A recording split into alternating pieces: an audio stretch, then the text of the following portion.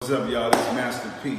And my favorite spot to go eat at when I'm in Fresno, California is Kockys.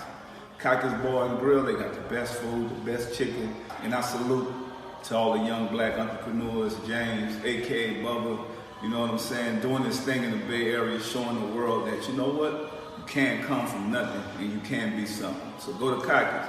Gentlemen, this is a gentleman's interview, actually. This is a gentleman's affair. Yes, sir. You are welcomed. You are very, very welcomed to the Goat Farm. I'm your host, Westside JJ, and I'm here with the lookalikes. On my left, yes, I got Freeway Zoe. Yes. On my right, I got Zed Trilla. And today's special guest, we got a new goat in the farm. My boy James, I don't want to say your last name, I was going to say your whole name. My boy James, the part owner at Kockys. Yes, sir. Let's give my man a round of applause, man. Let's give my man a round of applause. In the building. Yes, sir. Yes, sir. Yes, sir. Yes, sir. I like to say the Mecca. We also got the tequila in the cup. Yeah. Shout outs to Below Zero Ice, Luxury Ice, for stopping by, supplying us with the ice. I don't know if y'all can see it. It look see-through in here. It look invisible in here. Yeah, but shout out Ami. if y'all can see the cube on the top of this tequila, man, it's fire. It's fire. It's lit, man. Get the ice, though. Get the ice, man. Shout out to Ami, Below Zero Ice. This is the Go Farm. I got my boy James here. We're going to talk about Kockys, man. If y'all from Fresno, California, you should know what Kockys is by now. If you ain't never been there, you need to get there. It's actually a person in the building who we introduced to Kockys today. We introduced the young boy to Kockys today. Yeah, the young boy. First day. He was like, bro, have you heard of Kockys? He ain't even heard of Kockys, bro. We put him on to the what kind of flavor crazy. y'all get? That lemon pepper? No, we got the Kockys Ranch. The Kockys Ranch. That's the best chicken wing in California, dog. Bar none. We ready to put it up against any chicken wing, man. Any of y'all LA cats, y'all Bay Area cats. Even though he's from the Bay, he's selling the Kockys Ranch chicken wing in Fresno, so it represents us. You feel me? Even though my boy from Oakland, but besides that, man, we gonna get into how he started his journey in his business. And you came to Fresno for college. You came to Fresno State. Did you have any of the options for college? Yeah, but I really I wasn't exploring them. Keep it a buck with you, because I didn't really intend on going to college at first. I played football and I was wrestling, but college, I'm the first to ever go to college in my family. Oh shit! Okay. So I wasn't really even tripping on college until the coaches started talking to me about college, and I'm like, well, what the hell is this? And but I was wrestling for Oakland High, and then in the summertime I would go and I wrestle for Oakland Tech, which is really like a rival, but they had a better freestyle program. Mm-hmm. So I jumped on their team and I was running around with Coach Sherman. Everybody in Oakland know Coach Sherman. But I jumped on their summer team, their freestyle team, and he just started making calls for me. Like, look, Oakland High got something.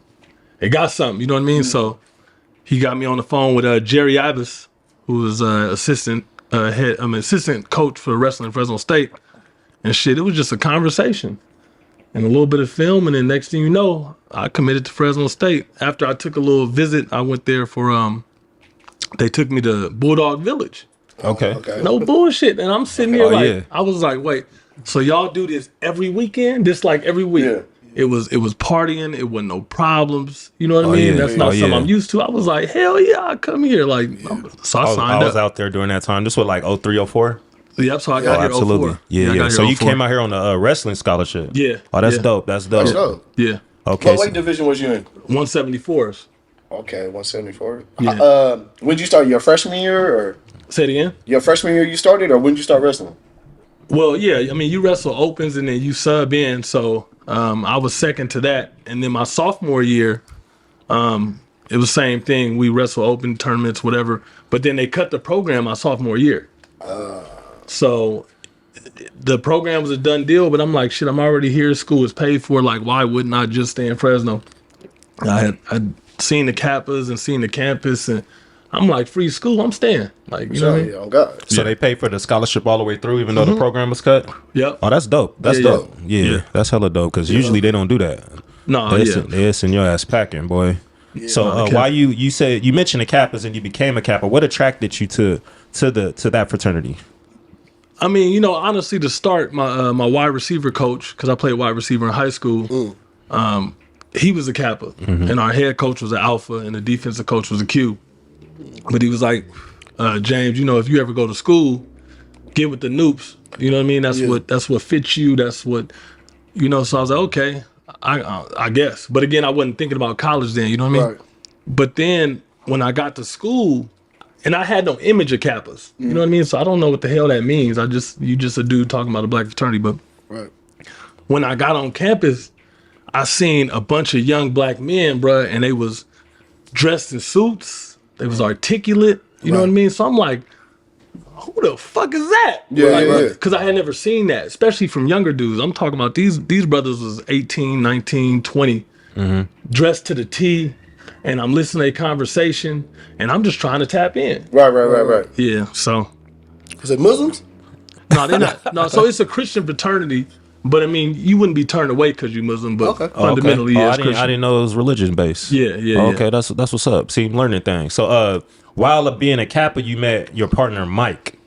And from what I remember you guys by is my younger party days, because I still party, but my younger party days, y'all used to throw the Fresno State parties. Yeah. Did y'all do the satellite union parties too? So I never did a satellite union party myself. That was Kappa. That was the organization that did the actual satellite union parties. And then Mike was doing his own thing in promo. So I kind of tapped into him after I got with the news. Okay. You and Mike around the same age, or is he older? No, Mike is I'm 37. Mike is like 5 years older than me. Oh, okay. Yeah. So I remember you also from Sauces. Yeah. Right. Yeah. So Sauces College Night, that was before y'all did the Smokehouse College Night, right? Yeah. So Salsas, we did that before. And then the owner of Salsas started giving us riffraff, like pretty much we was his only successful night. Right. But he was expecting us to pay all the bills.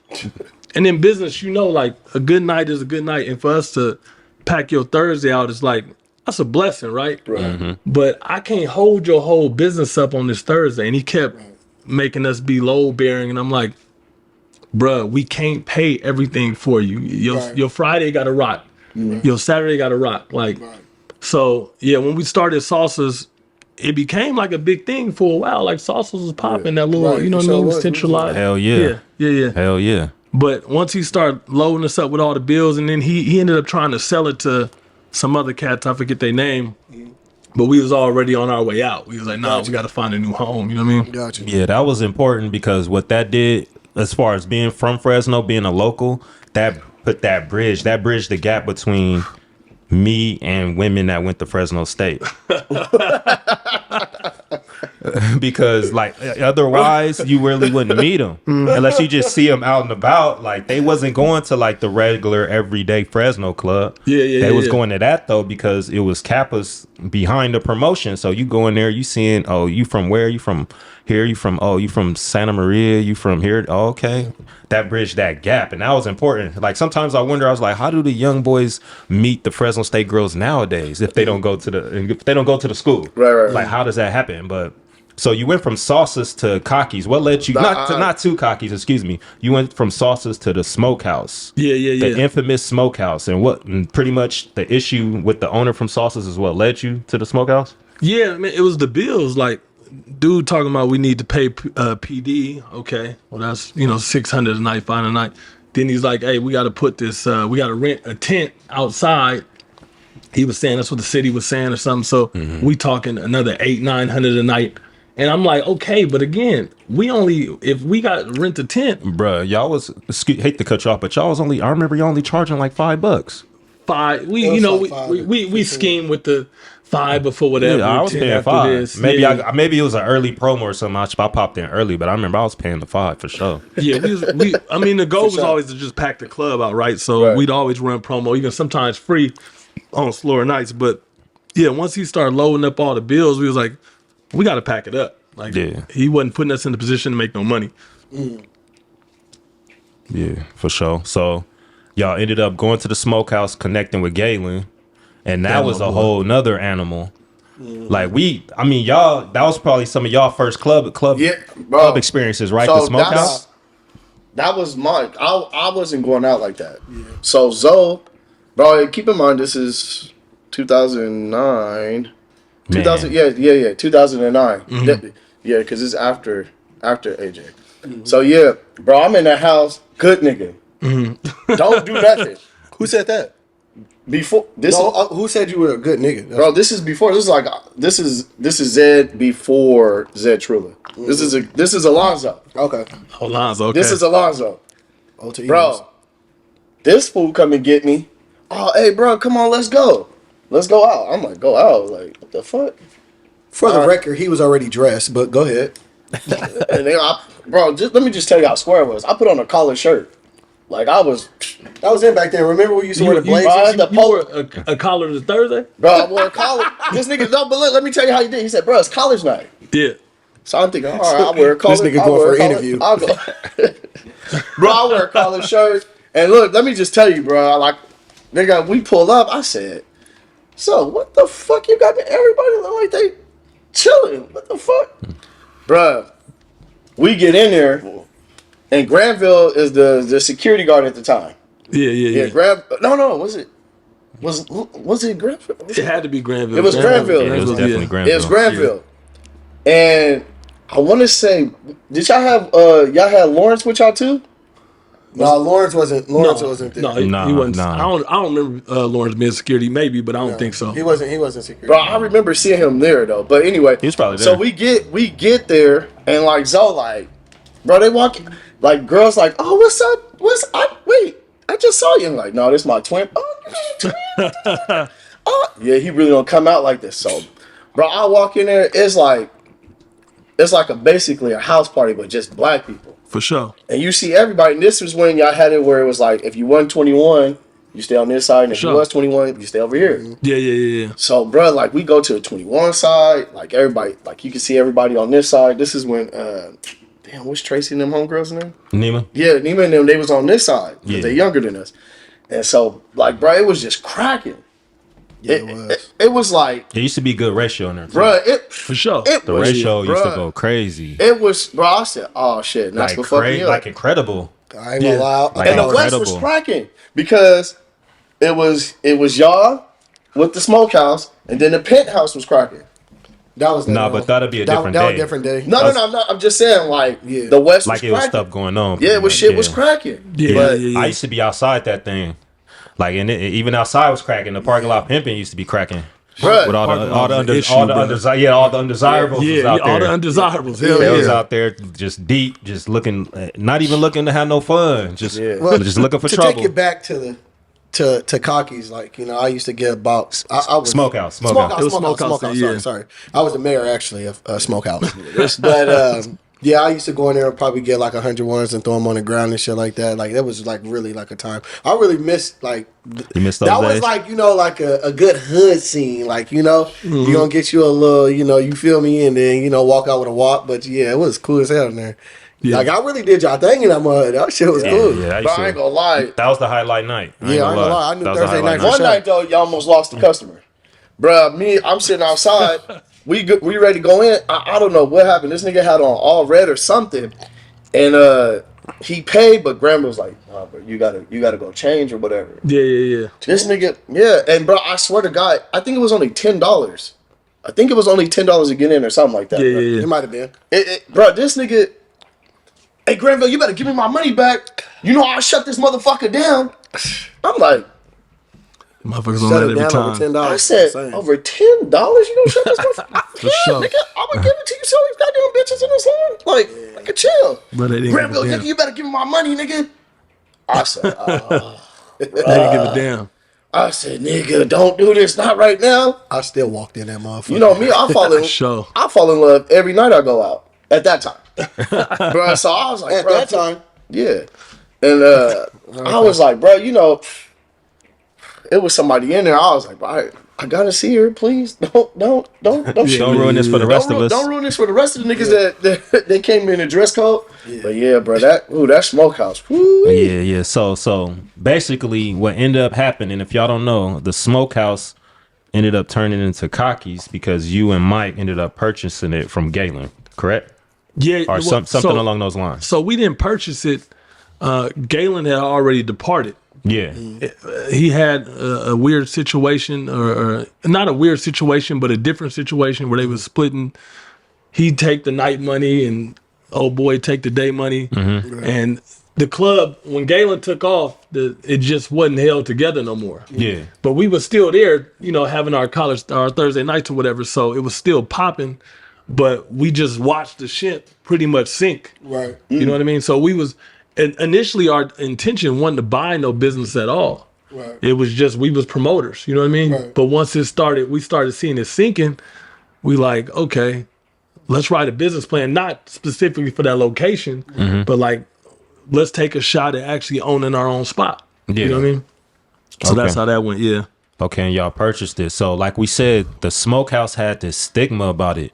It used to have this black eye, like, oh, don't go there. It's potentially dangerous. It's fun, but it's potentially dangerous. So that will run away the others, the people who don't want any parts of that type of activity. So once you purchased the smokehouse and turned it to Kockys and became more of a bar and grill rather than just a night of fun, how difficult was it for you to rebrand and remarket that building in that area to where you can get the downtown crowd to feel safe coming in there to spend their money? Man, it took some years, right? I feel like when we were promoting at the smokehouse, I mean, I had been in Fresno for some years already, but I feel like that's when when I say y'all, I mean West Fresno. Yeah. Right. Like, because it was intimate. Like when me and Mike would do parties at like the Grizzly Stadium or Frank's Place or Star Palace, it was like motherfuckers we didn't know, knuckleheads pop in, we throw the party, and whatever happened, and we leave. Right. But this was the first time, because in Sauces it wasn't the same spin. Right. But this was the first time I had to start seeing the same kind of motherfuckers that's from this city every Thursday. Now I'm getting to know names. Oh, here go this motherfucker. Yeah. Or what's up with him? You know what I mean? Yeah, Or, oh, this my partner. So I feel like that's where we met the city. But I feel like a lot of people don't know that. They think they put the nail in the coffin for the smokehouse, and they think soon as Kockys opened, it was over. Right. And that wasn't the case at all. Right. Like if you really go on your timeline or even Kockys' timeline, we became the smokehouse with a new name for like the first 4 years. Right. We had the same crowd, same promo, same problem. It wasn't until the city of Fresno and Fresno PD has started really cracking down on us and letting us know, like, look, we don't know how to make y'all money, but if y'all don't change it, I'm telling you, it's over. Like, you're gonna lose your license, you're gonna be evicted, and we did get evicted one time. Damn. But yeah. But they started coming, and me and Mike was like, bruh, to me, doing a nightclub thing is like, it's like shaking hands with the devil. Yeah. It's fast money. Right. They gonna come because they ain't got nothing to do. Right. Yeah, that's a hell of an expression to use. Absolutely. It's a deal with the devil, Yeah, right? yeah. Absolutely. And we was taking that deal because we didn't know how to make money in the restaurant business. We had never been in the restaurant business. I Right. never worked in a restaurant. Right. Mike never worked. So we was like, shit, this is all we know is club. The food was just something we was doing because we had to. It was an obligation by the ABC. Yeah. So yeah, man, like it took us some years. It took us some reinvesting, changing our paradigm. And that's the best thing we did, because I feel like it's one thing to be a hood club. Right. It's another thing to be a place black owned that's actually for the culture. Right. That Hell yeah. properly represents the Right, culture. right, right, You know what I mean? Like when Hell you yeah. when Kockys pops up, it's like, oh shit, the mayor's here. Yeah. Oh, the police is here. Right. But also the city is still here. Yeah. Right. You know what I Yeah. mean? You got people that's coming from Madera that's here, Right. Saint is here.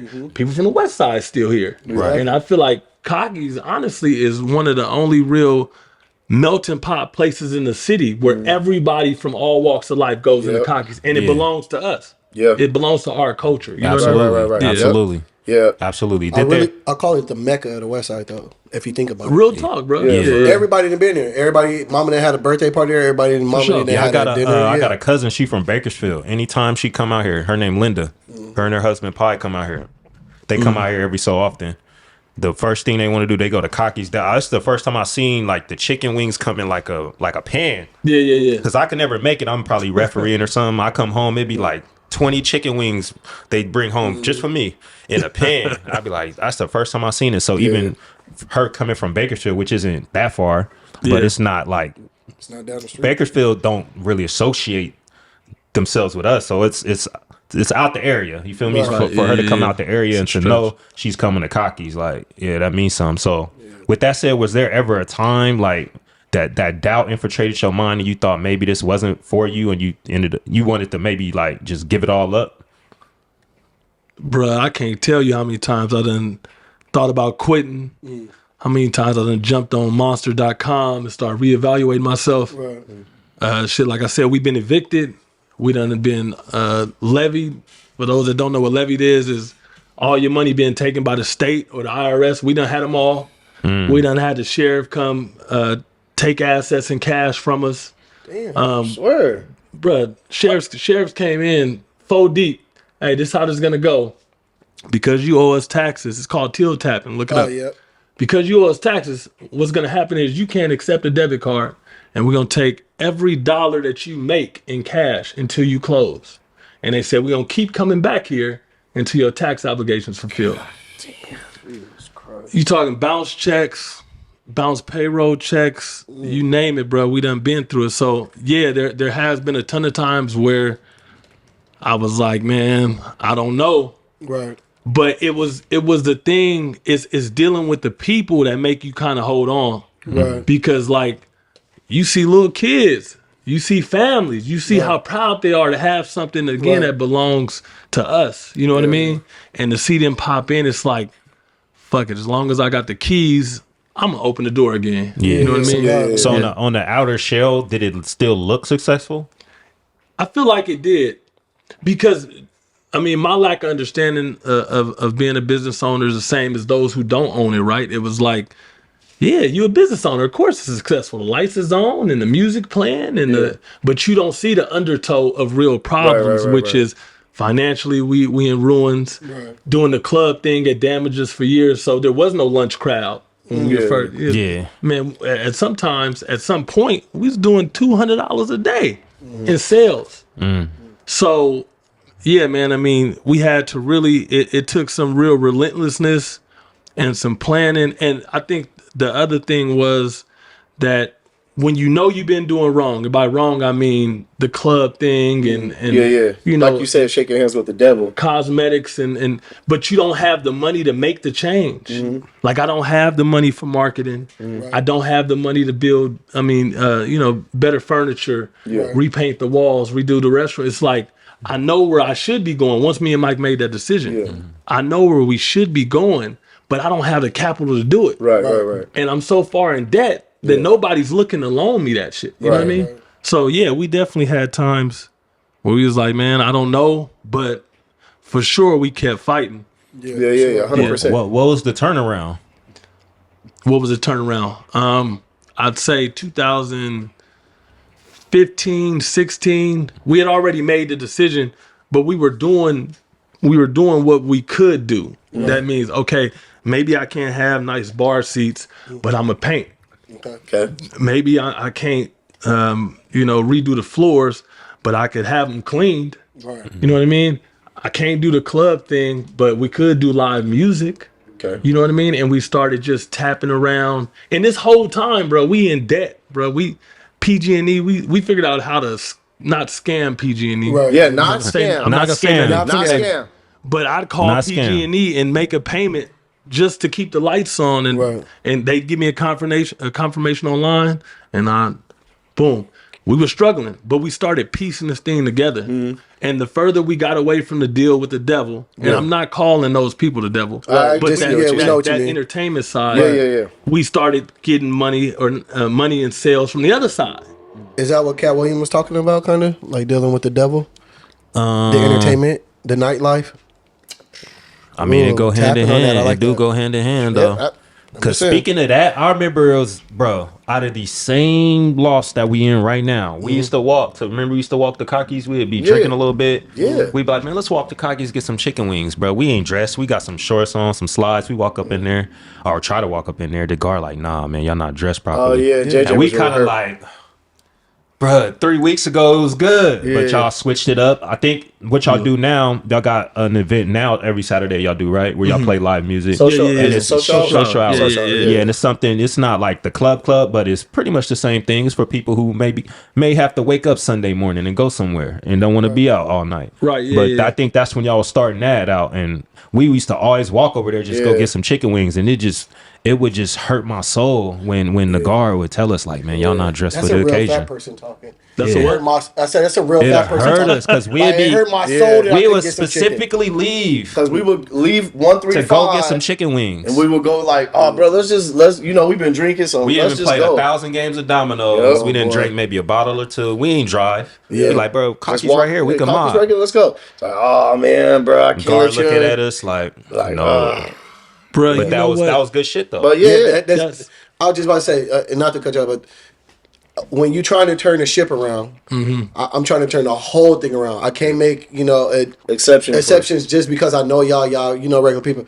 But and then again too, that's kudos to y'all for not tripping and like, oh nigga, man, go get Nah, changed. shit. Like, that's a respect. That's a business move. Yeah, You know what I mean? shit. We Nothing seen them, personal, though. but it's business. You feel Yeah, me? yeah, yeah. And that's what like a lot of people they don't understand. Look, man, I know we friends, but if you're my friend, you will respect my business. Yeah, yeah, sure. 100%. And that's one thing I always appreciate, and I know I'm jumping too early, but that's one thing I always appreciate about you and Mike. I know, like, hey, we know each other and stuff like that.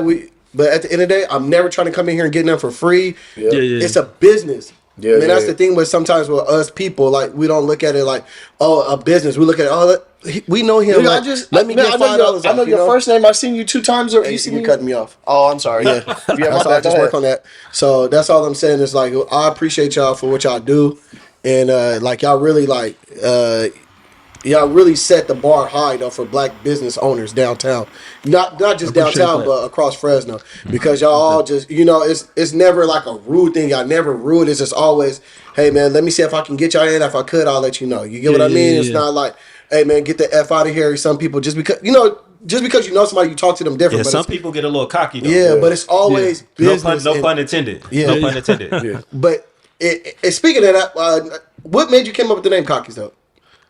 It was really me and Mike. We was in our rental apartment or whatever, and once we said we was gonna start a business, we just started writing names down. So we wrote probably 50. We got it somewhere in Kockys, a piece of paper, the real piece of paper. But the Kockys with a K thing came from the Kappas. Okay, I figured Because it we was okay. known for being good looking, overconfident, cocky type motherfuckers on campus. So when that was one that just stuck, it was like, I ain't never seen one, I ain't never seen this, and it belongs to us. Like, let's do it. So we just stuck with the name. But that was still just part of a plan. We had nothing.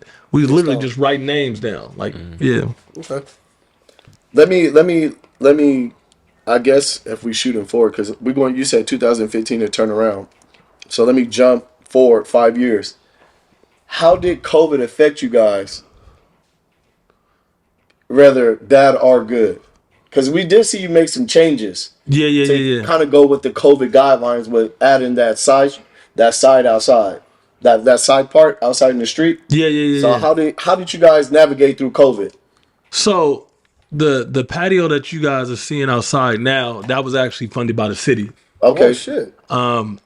So yeah, the city funded that because they were trying to promote outdoor seating Right, to stop, right. The spread of COVID or whatever. Right. Me personally, I feel like the COVID thing, it did a couple things for me. For one, God stopped the world for me. Right. And I'm not saying specifically for me. Right. But bro, I was exhausted, bro. We were still on the ropes. And this first time, okay, now your business got to close. And then I'm like, oh damn, well, this is ugly. Because Right. we already, the second day that COVID closure started, we was overdrawn like $3,000. Oh shit. Bruh. So I had to rethink everything. But then I was like, well, at least if I go out of business, this time it's not my fault. Right. Okay. Yeah. Like if this is my exit, this is a graceful one because I'm like, I go out of business. Yeah, you 2019, y'all failed. 2020, I'm like, COVID. shit. Well, hey, if this what happened, this what happened. Right. But what happened with that was really, bro, like it gave me time to stop, think, some resources came down the pipeline. PPP was not really helpful for anybody who was really in business. Like everybody like, yeah, just go get PPP. It was like, PPP didn't really do much for us because we had actual staff. And so we were just giving out bonus checks. Okay. But Did you get a Hellcat?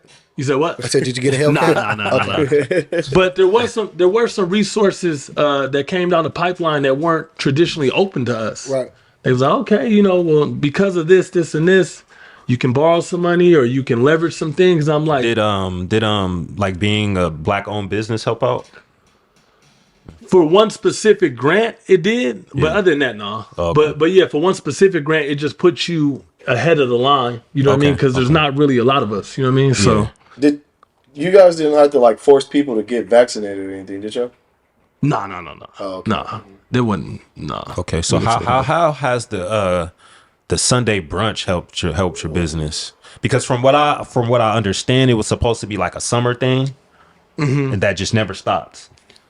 I wouldn't say it was supposed to be a summer thing. That's just when we kicked it off, and then we said we'll see how it rocks. Okay. But Sunday brunch has been great for us because it's increased sales on the day we were closed, right? It's a positive environment, and it's getting a spotlight that we didn't get before. Like I said, we got people traveling now, Right, for sure. there, right? And I was waiting, I didn't want to cut you off. You guys need an introduction into that. Kockys has lit Fresno up on Sunday. Yeah. Me and you talked, I think like maybe 2 Sundays ago about this. Bro, the Sunday vibe shit, anybody that said, oh, hey, we started this, outside of you and Mike, would be lying. Yeah. Bro, y'all feed the city when it comes to Sunday vibes. You guys started it, and then now all of a sudden everybody got a brunch theme going on. They can't replicate it all the way. Yeah. Because the vibe was crazy in there. Yeah. The vibe is crazy. I'm gonna tell y'all, man, we had a meeting right here behind us at South of Shaw. It was me, Mike. The pizza place right here. Yeah. Or it's a brewery. Me, Mike, The brewery. Okay, brewery. Yeah. Me, Mike, K. Rich, Eddie was there, Sam from FTK was there. Okay, yeah. But to kind of add this to the past subject about, your dress code and your whatever, right? We understand that we have a different thing going on at Kockys, right? Right. Which is that we have to self-regulate and self-preserve. Self-preservation is extremely important for us to be successful. Right. When you go to Roof Chris, they're not worried about your Crocs. If that's what you want to wear, but they don't have the same issues we do. Right. So with Sunday brunch, when we were putting it together, there were some things that I knew had to happen. One, we couldn't let customers go 4 hours of crazy ass drinking because that's too long. Right. We're going to break this up into shows, right? So when I introduced the idea, they was like, what do you mean? I'm like, well, we make it into sessions where it's kind of like a roller coaster. You jump on and have a good time and then stop and you get off. Right. The next one go, right? Dress code had to be enforced, right? So we didn't want it to be raggedy, whatever. Right. But then the next thing was we knew we had to protect it because the whole city was going to come. Right. And they can interrupt a really good thing and then shut it down for all of us. Right. Yeah. So I was like, yo, we agreed on reservations only, first 10 bar seats. And even I tell my friends, I'm like, look, don't pop up on me.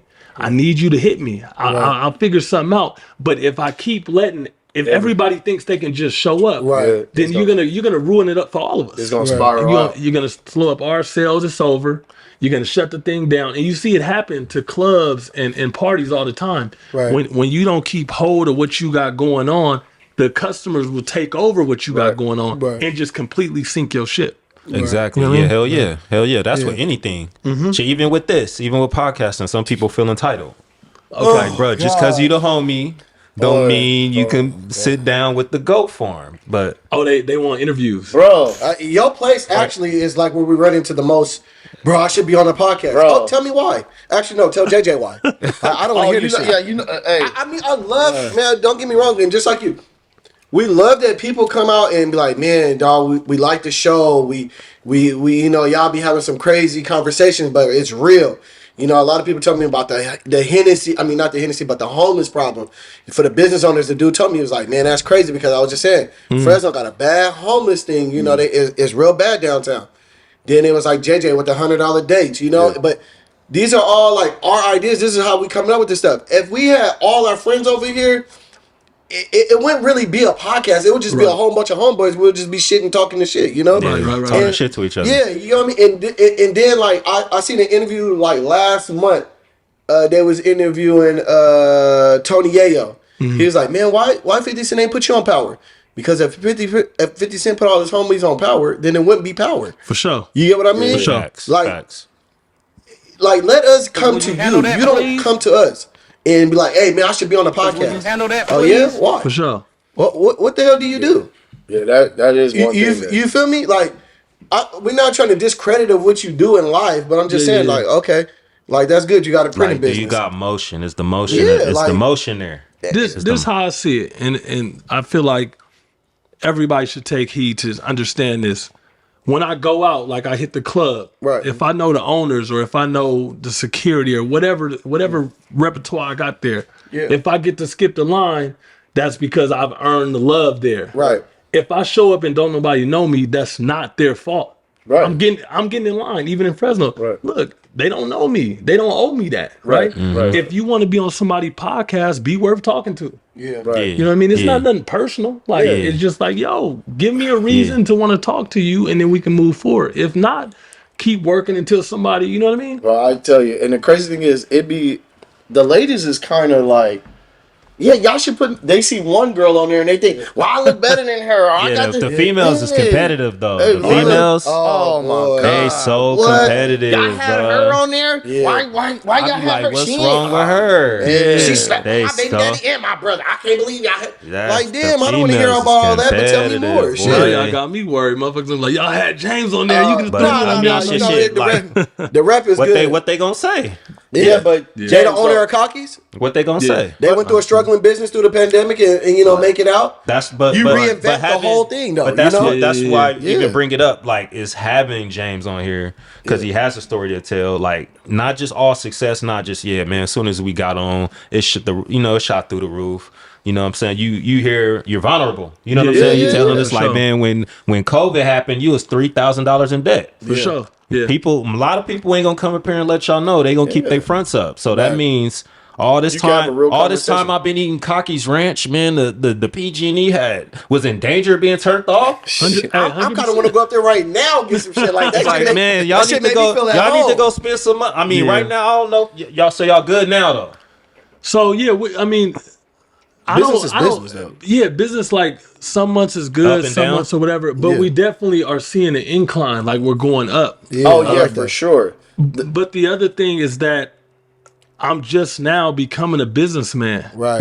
I've owned that place 13 years, right? Right. Okay. But you don't get a chance to be creative and use your mind when you gotta mop the floors, when you gotta bartend, when you gotta cook, when I gotta be security, when I'm broke as hell, right? Like, so I'm just now getting to start to think and be like, we can do this, and this. Let's do this. Yeah. That shit So, made yeah. hella sense. Yeah. Yeah, you was being Batman and Robin. Bro, You and Mike, huh? we was just firefighters. Yeah. So whatever Oh, day. boy. Someday it'd be a Bill. Someday it'd be one of them crazy motherfuckers tripping in their red outfit. Yeah. You just don't know what you got coming. You know what I mean? I wanna spin back to the brunch. Uh-huh. Bruh, like the first one you did, and I'm not gonna lie, bro, I missed a couple of them, but I'm seeing it on Snap, I'm seeing it on IG. I'm like, damn, bro, it's cracking. Like, bro, we gotta get in there. Like, we gotta go, bro. Like, how did it make you feel? Like, damn, to see it, like, yo, Come to is fruition. that how you imagine it, or are you like? You know what? I mean, we always imagine to be successful, right? Right. Like, we put in some effort and some thought. And again, everything was real intentional. The first 2 weeks, I mean, we executed better than I thought we were. I thought I was about to lose a lot of friends, which 2024, I'm all good with that. Right. But I turned down a lot of people What, because everybody wanted to come in? because it was reservations. But Yeah. it was, bro, but I know you my cousin, and you my partner, and But Did you point to Zay right now when you did that? Huh? No. No, I'm respectful, bro. I'm respectful. It was groups of people who was popping in, and I'm like, hold on. If I let everybody stand around and tear this motherfucker up, not literally tear it up, but we can only serve so many people. Right. And you talking about food coming fast, right? Like these are all things. Even the music, right, bro. Like the reason why the music is different. Did you look at Zoe when you said the music? Because he always want somebody to play ESTG, and I know you did it for. I did it twice. Everything was thought out, like. Again, even to the playlist, we don't need people jumping around when we're trying to run food around. Right. So everything was to a T.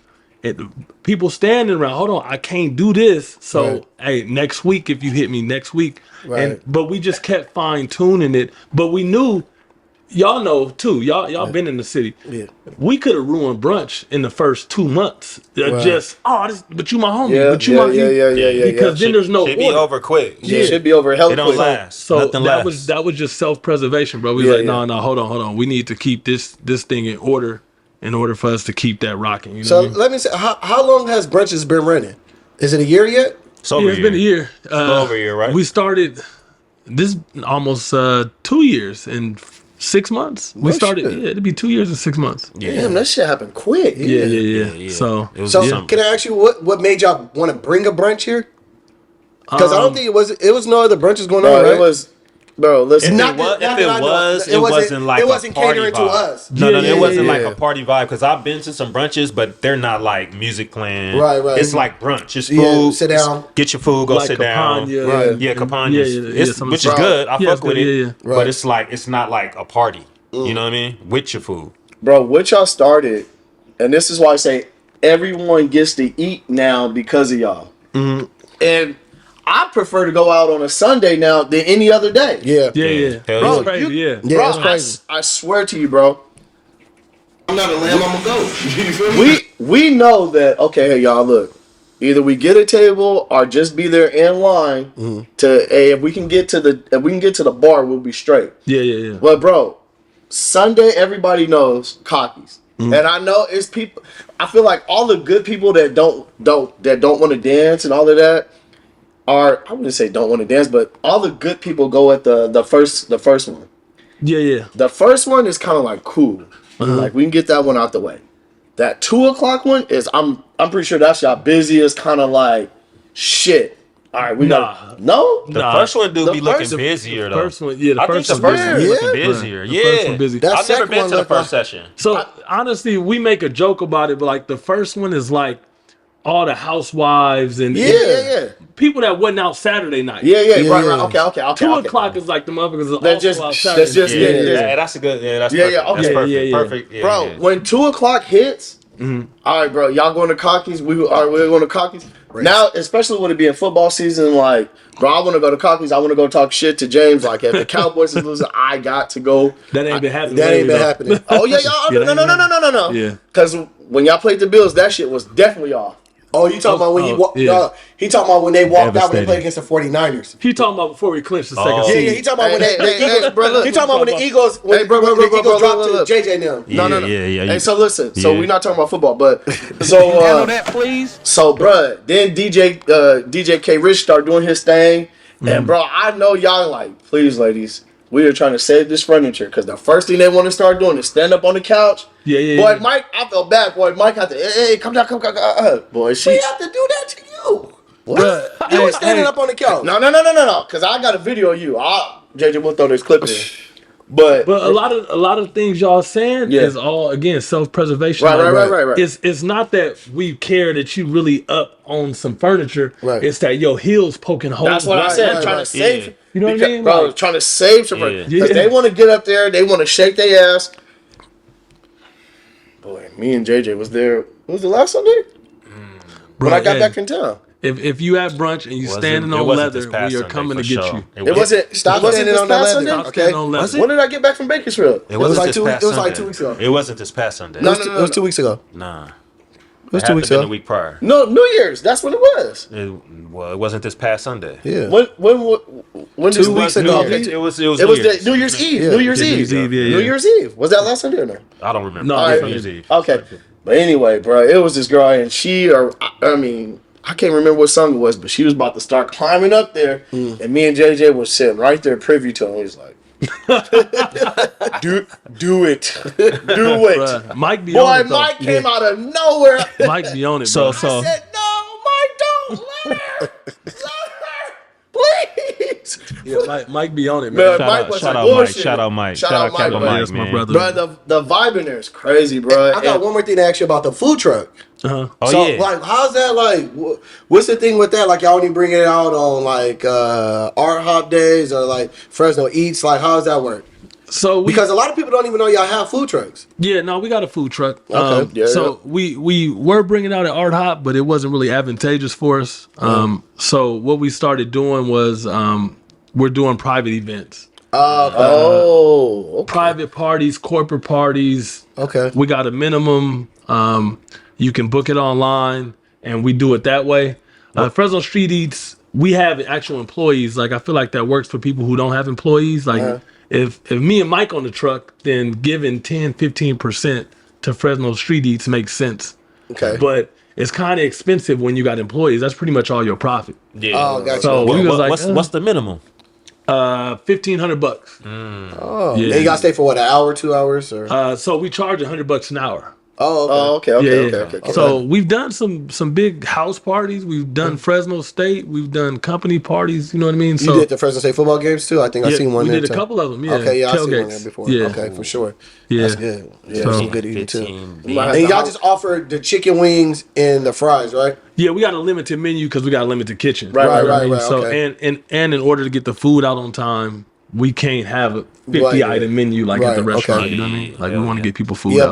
but I do like when I seen it, I was like, "Is this Kockys?" And I was like, "Okay, yeah, they do got a truck. I like that shit. Yeah, that's Bro, that's dope." I ain't gonna lie. You know my shit right now is that Kockys is.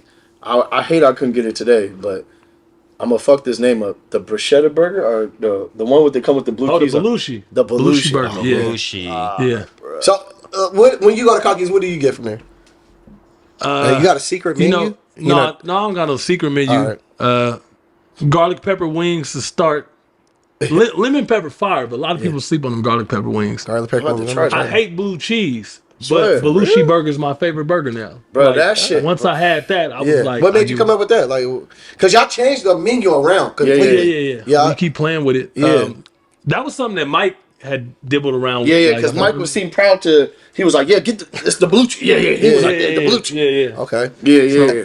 And another thing too, like, how is it?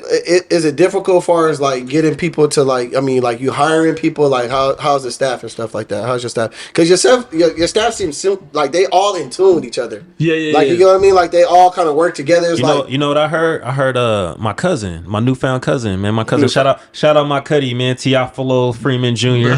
Shout out my cuddy, Kockys alumni. Yeah. He's on the for new sure. journey. Yeah, I found out he was my cousin at Kockys. That's bro. crazy. Wow. His mom came up to me and was like, "Hey, Jonathan, I haven't seen you in a while." I was tripping. I was probably loaded at the time too. Probably. She was At like, Kockys, she yes. named off some people and she said some names that pinged, and I'm like, "Oh shit." She's like, "Yeah, I'm your cousin." I'm like, "Wow." She was along the conversation. She was like, "This is my son." So I'm like, "Little T is your son?" That's crazy. That's T crazy. is a good dude, all, man. all this time. gotta- Hey man, speaking of T, shout out. I was about to say, to y'all got, bartender. y'all got a favorite bartender there, don't y'all? Yeah, man. Oh, T, man, shout that's out my T, dog, T. bruh. Hey, Yeah. yeah, T, my dog. You know, bruh. it's crazy because T, his dad, T Free, Yeah. we was doing the parties with. Yes. No shit. Yeah, we was throwing parties Will and you shit. handle that, Yeah, please? concerts. So before shout all out my this. boy Teofilo believed in me at times more than I believed in myself, bro. Man, real? we all Yeah. need one of them. That's For what's real. up, man. Some of them. Teofilo put me on a flyer, bro. I went to a barbershop. There's like, "Hey, man, you a special guest at a party tonight." I'm like, "What? Where?" There's like Jacka coming to Plan B. Remember Plan B? Yeah, I remember Yeah. Plan B. And I'm like, bro, how am I a special guest at a Teofilo? Put you on the flyer. He didn't tell me. Yeah, that's I what's just up. showed Man, up. shout I out. had no idea. Yeah. Shout out Teofilo, bro. What's your Shout favorite out drink to to T get Free from for sure. I just get beautifuls. You Okay. feel me? Yeah, Anywhere get I go, I get the beautiful. Zed, what's your favorite drink there? Man, I ain't gonna lie, bro. Please don't. Okay, so if T there, JJ, you know you got a cup, right? Yeah, it's different now. I'm gonna have what's name bring another It's a one. little different now. I would say send youngster, I was but trying to pour this all in, you know, it's in the no, I'm gonna have what's name bring another me? one. He said it's different now. So my thing is, like I'll just be like, T. I'll start off with the Washington apple or wet pussy, or depending on the bartender. Right. And then I'll go into. I've been trying new shit. The club soda with the damn, what is that shit that Bowler get? But bro, honestly, this last time, bro, I did like 5 different drinks when we was there that Sunday, New Year's Eve. Yeah. I mean, I think when he asked, he meant like, cause Kockys got their own signature drinks. Yeah, right? for sure. What's some of the Kockys signature drinks? Oh shit. Our most popular is probably that watermelon sour. Oh, yeah. It come in a drawer, right? The mason drawer. Yeah. Yeah. We were selling so many of them that we had to like put it in a keg now and have it in. If you notice, like it's with the beer. Oh yeah, it's right. Yeah, it is. It's right there on the side. So, I seen it. Yeah, we start moving so many units. We was like, we got to put these in kegs and then just have it ready to go. Damn, kegs is crazy. Yeah, that's dope. Blueberry lemon drop is another one. We cook the berries fresh in the back. We make our own old fashions. The kitchen cooks that as well. I got an old fashioned. Yeah. The espresso. What is it? Espresso martini. Yeah. Like, bro, I don't know why, but correct me if I'm wrong. Y'all didn't create that, right? No, we didn't create the espresso martini. That's the first like, place I seen it. But that's the first place I've seen it. But Like, we make our own. It's not a mix. But yeah. I mean, it's something that started becoming popular. somebody was like, "Yeah, let me get an espresso martini." I'm going to ask this too. Have you guys received any awards? Because I want to say, like, I was out to eat with a young lady, and we were somewhere. And I'm not trying to throw them underneath the bus, but there was like, she kept seeing like them flashing like best wings in the city, and I'm like, there's no way that they had the best food, best drinks. And I know this keeps sounding biased, but I was like, damn, they didn't. Was they over Kockys? Because there's no way this shit is Nah. We got people awards. buy that shit, or like do they really give out awards for like best food? Because I see it at Applebee's, I see it everywhere. It's no way that no one's voting on Applebee's. And It might be at Applebee's versus Applebee's. I've seen it. I mean, everybody has their own perception of what's going on. I don't know. We've never paid for it. You talking about the People's Choice? Or something like that? I don't know exactly how that works. But we won King of the Wing when we actually went out and like lined up with everybody in the wing, like at the Chancellor Stadium. We won. I couldn't see myself or nobody else. Like, I know that eats food that's voting for this place for wings. I mean, they had like food and wings. They are a bar, so I'm like, there's no way that Kockys wasn't in on this. Like, somebody's got to like recount or something. Like, that's Can you name the restaurant? Can you say where social you get your work wings? or social hour over there by Sierra Vista Mall? I think it's called Social something. You talking about Social Colton? Colton? It's right there by Sierra Vista Mall. Yeah, Colton. Yeah, They actually got Colton. pretty good wings though. Yeah, I just had their wings. They're pretty good. They do got pretty good wings. I ain't saying that Kockys Ranch. Yeah, I wouldn't. But Honestly, they I would wouldn't just say kept better, saying, but they are good. like, they kept saying like little stuff, and I mean, like, it kept like best wing. I'm like, there's no way. But they the type of people that go and like enter every competition type. You know what I mean? They still shouldn't got it. Let me ask you this real quick before we get off the. Okay. Me? Can you say where you get your wings from or no? Yeah, I mean the wings don't matter. Like It's Because y'all wings, bro. I feel like everybody else. There was a time though, you know what I'm saying? You know, everything ain't always praise, man. There was a time where them wings got a little thin. Yeah, they got a little thin. small, They man. got thin. We ran out. The suppliers just weren't providing them. But the evolution of us though, like Yeah.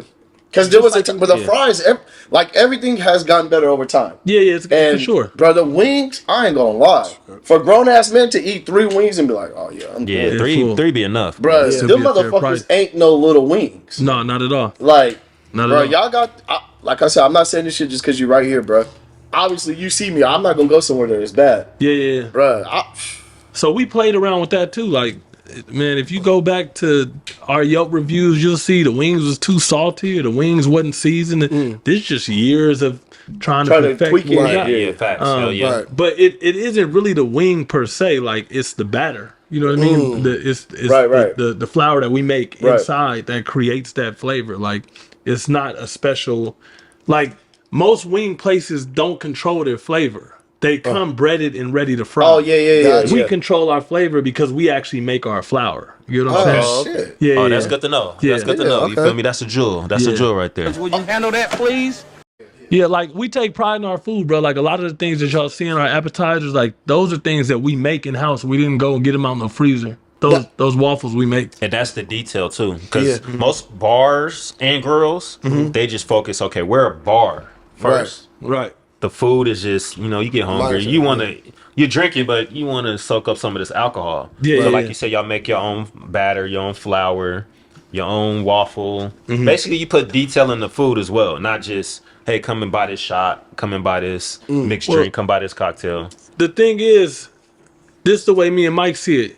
You can get Don Julio or Jack and Coke anywhere. Right. Like the difference is if you got the better food, then they like, look, I want good food, so I'm gonna go there. So that's where I'm gonna have my Don Julio at. You know what I mean? So like, we take pride in our food. Like we're a restaurant first, Okay. Yeah, you can't make your own cognac, but it's unlikely. Yeah, Right. Yeah, you want to sell a successful cognac. Is there anywhere else that you like? You go personally eat in Fresno and stuff like that? Do you ever, like go to a different bar or something like that?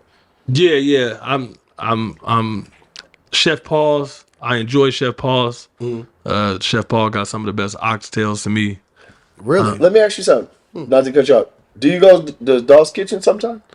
I've been in the Dog's Kitchen a couple of times, but it's so far from me because I live downtown. Downtown. So so it's not something that I frequent. Like I'm closer to Chef Paul, so I'm at Chef Paul. But the Dog Kitchen, you can't take away from her. That lady really throwing out good food. Like Okay. I've never heard anybody say that they've had a bad meal from there, and I've been there like 4 times. I haven't had a bad meal there. So Okay. So shout out to them. like a nice steak restaurant, where are you going in Fresno? A nice steak restaurant. Outback. No, Outback's consistent and the prices are there. I enjoy the Elbow Room. I feel like that's a place that really they do puts. got a good Somebody tell me about the Elbow Room. I Elbow never Room ate got there. a good steak Bro, for sure. they put shout out to Mike Sharinian. I think that's his name. I think that's how you say it. But they're another restaurant that puts their effort into their food. Like they stand on the food. They make a lot of things from scratch. So if I was gonna have a steak, it'd probably be there. Really? I've popped into pretty much everywhere.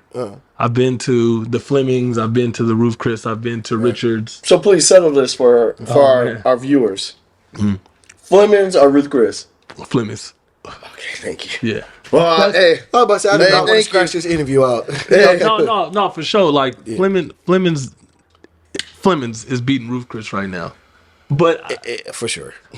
I feel like the bigger you get, I don't know what obligations Roof Chris has to their shareholders, but it seems like once they put in the ambiance and they got the service down, they start cutting corners to put money in their pocket and not keep customers healthy. Yeah, they changed up on their mac and cheese. Yeah. Did they? Yeah, it's like refrigerator. It's not made there. No, it doesn't have that authentic taste anymore. So regular people like us, we don't frequent Flemings or Roof, so I wouldn't know. I go probably He know once a about the year. mac and cheese, Yeah. the They changed ingredient, it lately. Yeah, you know the These guys were ingredient, spoiled. the recipe.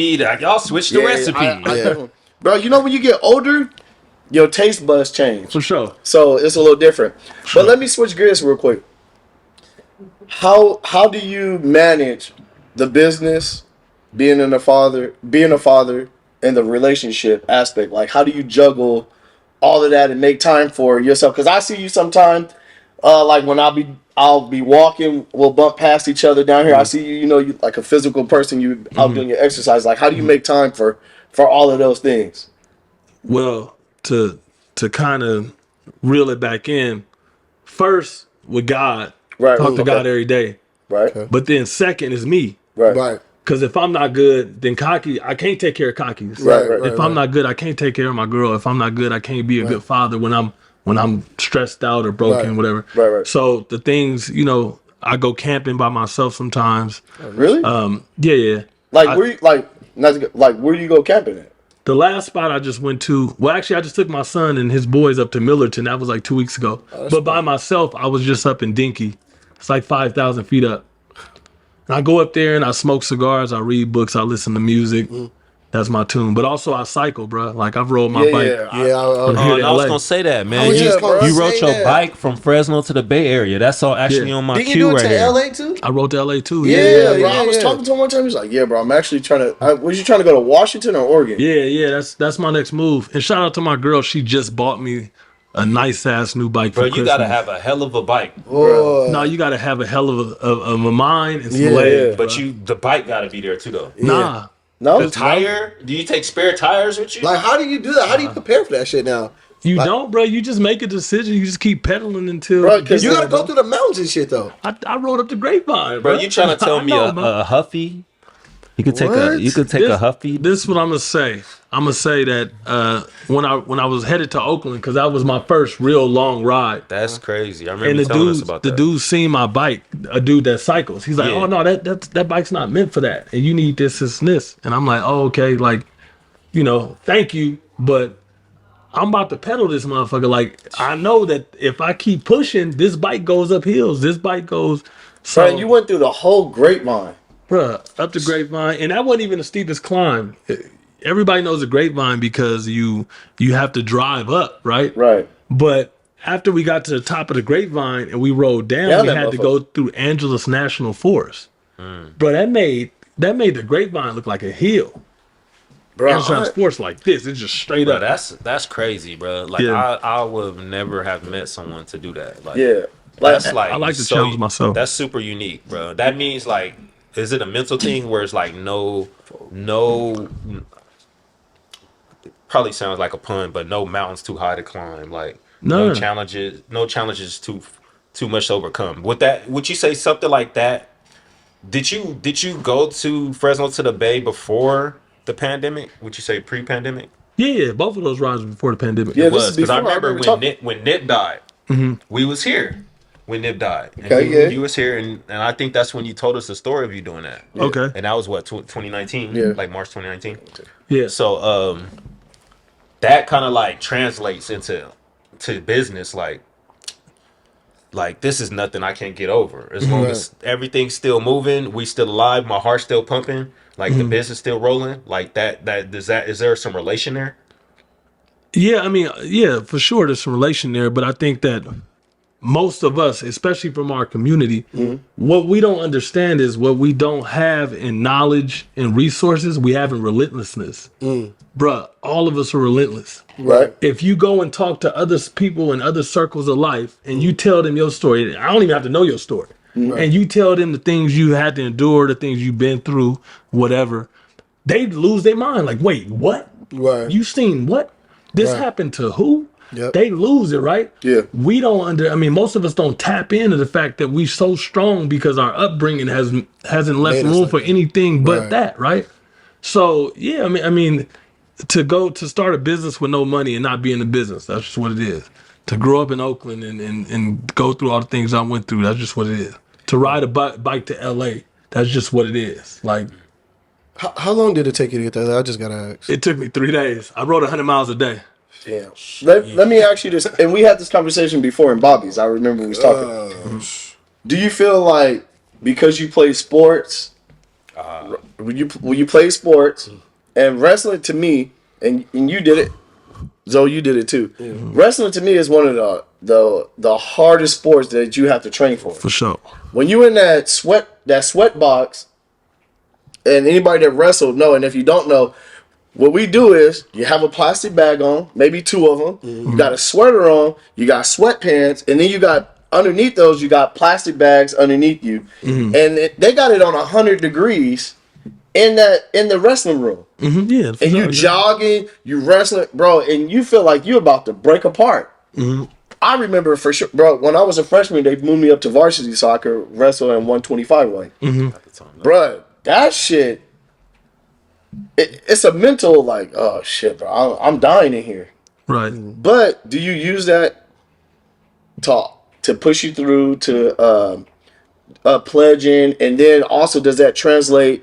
All right, in business, you build up that mental block, like, bro, ain't nothing gonna break Like a me. callus. Yeah. Like Yeah. you've built up these walls because of all your training and conditioning, and we go back and forth on did sports help you be able to do pledge, or was pledging harder than the sports aspect of it? I don't know, man. Pledging was different. Right. I mean, yeah.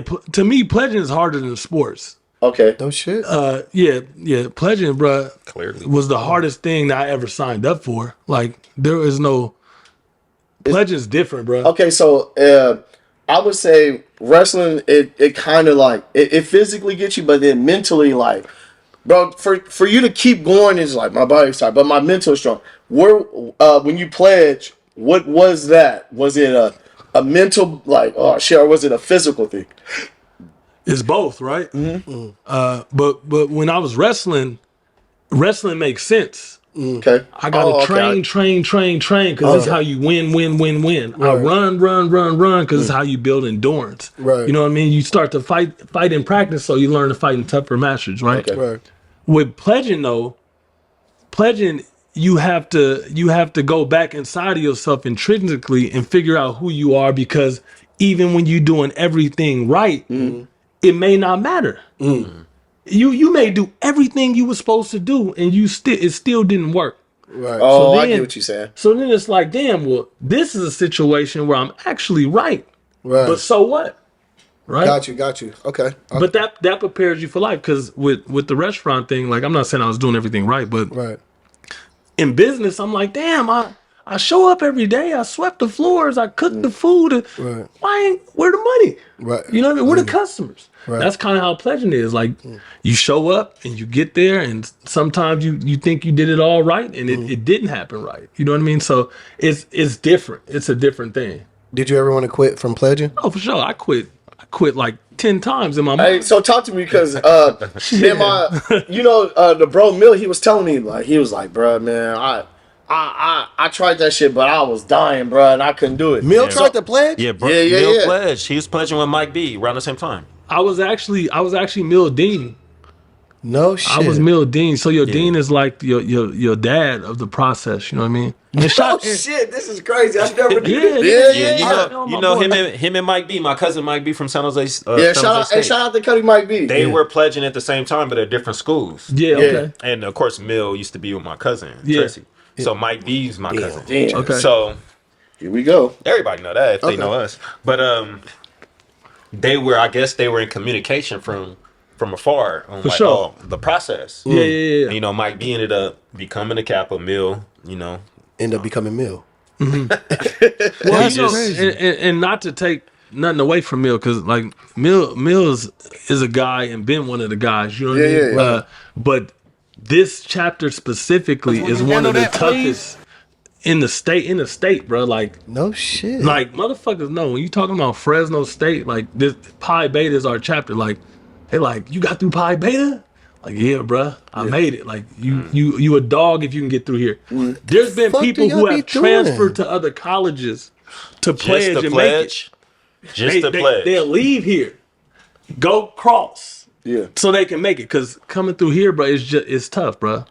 Tough as nail. Like, can you explain to me like two things there? Yeah, Like, What's the Y'all worst just shit you send have them to through do? hell? Right? Whoa, huh? Y'all just send them through hell? It's not hell. It's constant chaos, and it's constant uncontrolled chaos. It's not. That ain't hell? That is hell, but it's like a storm. Well, you can't. It's a storm. You can't control it, right? It's something that keeps happening to you. And like I said, you keep trying to realign things and make it make sense. And sometimes it doesn't make sense. James, what are y'all doing there? Can you just give us like Just Give one us- example of don't like- even give us the toughest thing. Give us like something that's like give us something that's mild. I think this is my breaking point. Yeah, just help me out because I'm terrified. I mean, everything's mild to a degree. What was the shit y'all was telling me, like the rower shit? Like, you was like, bro, I don't think you could. Like, it was something you said, like, roll. Because Nico was like, he was getting his ass So beat. does row have to do with death row? We have a chapter at Death Row, San Jose State, but I don't. I think that's where Mike B from. Death row. Okay. Yeah. So, bruh, it's just collective chaos. Like, first of all, cap off aside, we don't agree with any form of hazing. So, Right. We don't do yeah. Let's anything put that illegal. out there. Let's put that- Absolutely. Will you handle that, please? But, bruh, it's a different situation. It's a commitment, and a lot of people like, oh yeah, it's some secret society shit or some weird shit going. No. You just have to find out who you are. You get to find out who you are, because honestly, me being from Oakland, like, I knew how to be tough. I knew hard Right. times, But what happened when you have to endure things and you can't be the tough guy that you once was or that you think you are? You know, the level of humility it takes to sit down and shut the fuck up or speak up, to take an ass kicking and you can't swing back. You know what I mean? Okay. And this is constant. Learning things, challenging who you are. Like, did you ever shave your head and shit like that? I wasn't forced to do anything against my will. You ever seen School Days? Oh wait, yeah. Let me reword it.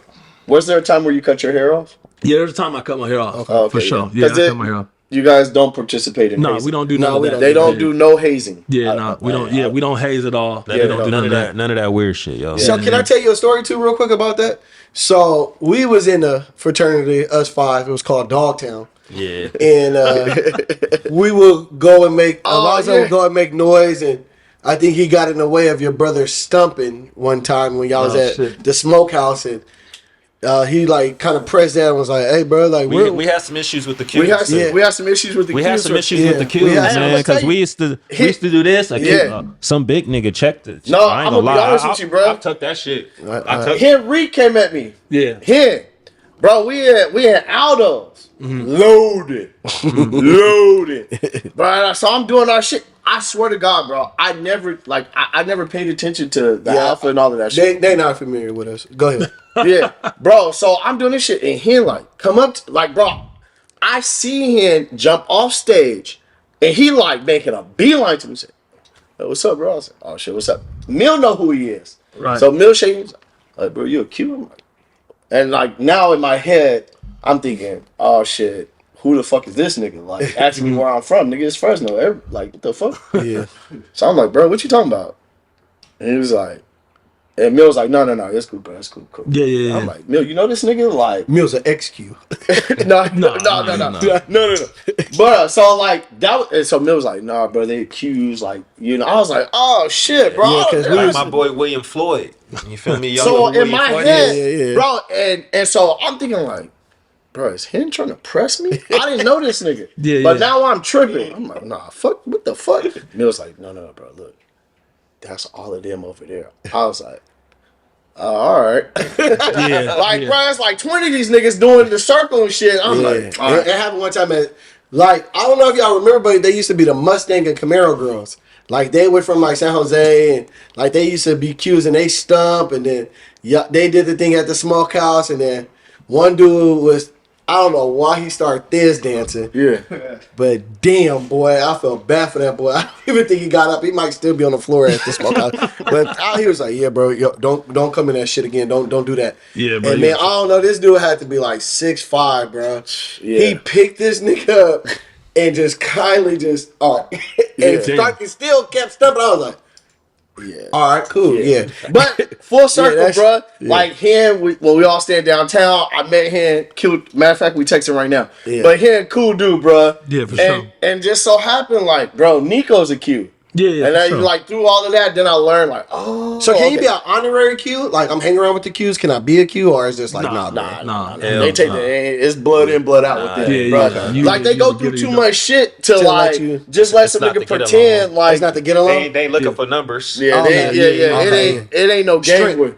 Yeah, bro. They like, nah, bro. This is us. You gotta go through it. Yeah, you gotta go through that. And Nico's probably one of the most passionate Qs.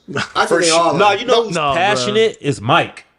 Mike B? No. Mike. I don't know Mike. I just know Mike. I can't he used to think of his coach last the name, Edison team. He's the barber. Yeah. I think so. Do y'all have Qs at junior colleges too? Or he's not a Q though. He's a Kappa. Yeah, I'm a Kappa. But no, we don't. No, you got to be at a four-year university. Yeah, bro. Like that shit is like, bro. Once you in it, you in it. Yeah. And sure. Nico like, hey, you got a jacket too?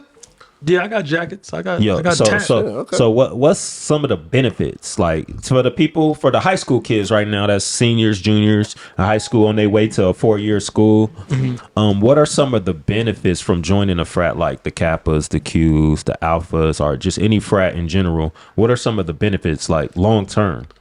To keep it a buck with you, man, like Kappa Alpha Psi is probably my greatest asset, bro.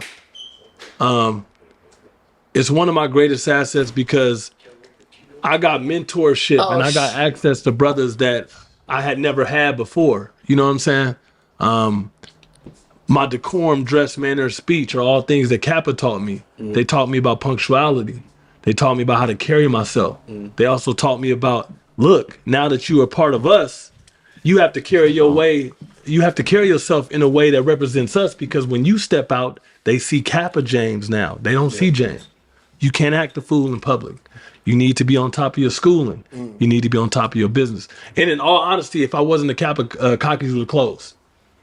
Kockys would have been done. Single hand. If I wasn't a Kappa, Kockys would have dropped. My fraternity brothers got us out of a huge jam one time. Oh, that's what's up. So yeah, man. I mean, there's tons of benefits. I think you should join a organization for young black students, or any student. I mean, you don't have to be black to join one of the organizations at PHC. I've actually seen non-black Kappas. Yeah. So you don't have to be black, but it is a black organization. But you get mentorship and leadership that a lot of us don't have access to. Okay. You know what I mean? So my father couldn't teach me the things that Kappa taught me because he wasn't taught. He was like street to prison, street to prison. That order. Yeah, he didn't understand that. People need order. Yeah. Like, especially young, you need order. I ain't gonna lie, when you said that's why I became a Muslim.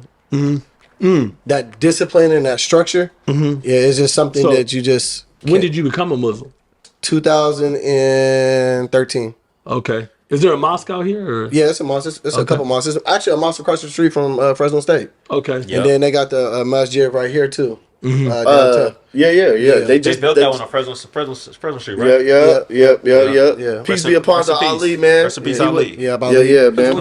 Please? Man. One of the greats, man. One of the greats. Okay, so with that said, he said the Kappas got him out of a jam, and I remember he told me a story. So I wanted to ask everybody a question, right? The ancient theory is if you hang with 4 rich people, that you'll be the 5th. I'm gonna ask each of y'all, what does that mean to you? Starting with Zoe, what does that mean to you? If you hang with 4 rich people, you'll be the 5th. What does that mean to you? In brief. Brief. I'm gonna say this, and and this is actually like in life too. I mean, this happened in our life. So think about this with Mill, Bola, and Rob. If there's 3 guys that own business, 3 trucking companies, right? What is the chance of me being the 4th? Huge chance. Yep. You know what I mean? Yeah. And just like I said, they gave me and my brother a truck just on the strength. Y'all want to get a trucking company? All right, bow here. You feel me? So in that aspect, that's just what that means. If you hang around with 3 millionaires, you'll be the 4th. Well, if you hang around with 3 people that own a trucking company, you're gonna be the 4th. You get what I mean? Is that kind of like, you know? Yeah. Okay. So that answer. Like that, you know. Good answer. All right, Zed, what does it mean to you? Birds of a feather flock together. You get what I'm saying? Yeah. So I would go back to us in 2020. You and Mill was talking about crypto, right? And at the time, I was just kind of like, skeptical, sitting on the outside looking in, right? I want to say it was before 2020. It was early, very early. Yeah, because this is 2019. This is when Bitcoin had went down. It was we was a little bit before that. Yeah. So I would say late 2019. Yeah. Okay. Going into 2020. The conversations, bro.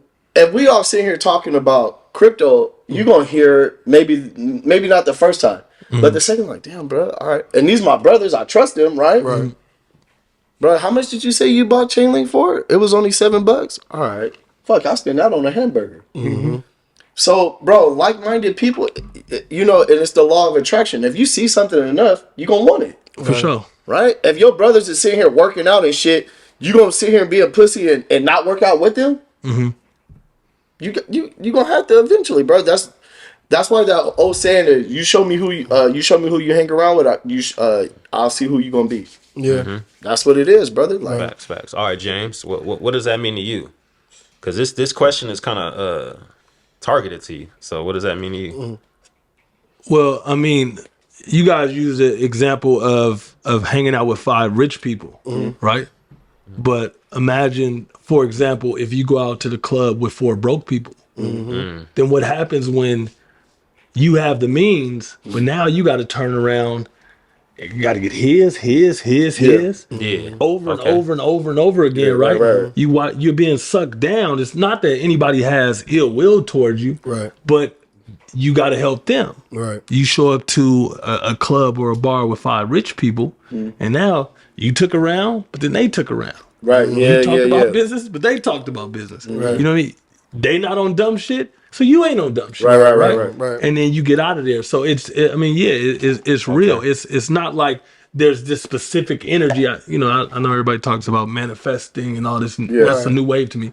But simply, if you step out with people who are on bullshit, there's a much larger chance you're going to be on bullshit. You got to be on bullshit with them. Right? If you step on people who have shit to lose, they're taking off. They're skipping the bullshit, right? So skip the bullshit. Okay. What about dope. you, JoJo? Yeah, that's dope. I got a whole little monologue set up. That's why I asked that question. I see you got your question. Because I remember the story, but Go got a ahead. little monologue. It's my last little piece, but I like to challenge the theories. I like to challenge the cliches. And I mean, all y'all gave different answers. All y'all gave good answers too. Like all of y'all answers was right to me. All three. All three answers was right. But I think it's like just hanging with them don't necessarily make you the fifth one. You know what I mean? You're more likely to get a job hanging out with four rich niggas rather than be rich like them. You know what I'm saying? Because I remember a time, like you said, Kockys went through some struggles. I don't know. You told us a story. I don't know if I was with Zoe or not. I was with somebody else, and we were talking about basically your trials and tribulations with the company. And I guess you said you presented your vision to I don't know if they're friends or associates or friends of friends, a vision that you had, and they at the time they had the money, and you painted a picture of y'all being in Fun City, USA. I don't know, Vegas, Miami, somewhere at a club, and they basically didn't buy into your vision, and proceeded to go and blow tens of thousands of dollars at the club rather than follow up with your idea that eventually manifested into what Kockys is today. So, of course, like, I think sometimes when people say those kind of phrases, that leads people to believe like, okay, I'm gonna leave where I'm at to go hang out with these people because I'm gonna become like them. If it becomes natural, like you said, Bola, Mill, Rob, that's a natural relation. Like, we didn't ask to be friends with Bola, and like the first 3 times I met Bola, I didn't remember his name. We just kind of, as he kept coming around, he became the homie. Right. So that might lead people to believe like, I'm not hanging out with these niggas. We struggling. Those guys over there, I'm gonna go hang out with them. That's 4 rich niggas. I want to be the 5th. So that would lead someone to think like, I'm gonna do what I can to hang out with these guys. That might put someone in a bad position. But I'm saying that to say this: like, you were with the people with the bread, and they didn't see your vision. They seen a very capable person. Like, probably know you better than I know you. When I see you, I think, oh, James, very capable, smart dude. Ride his bike around downtown reading books. So if I could see that, they should be able to see that.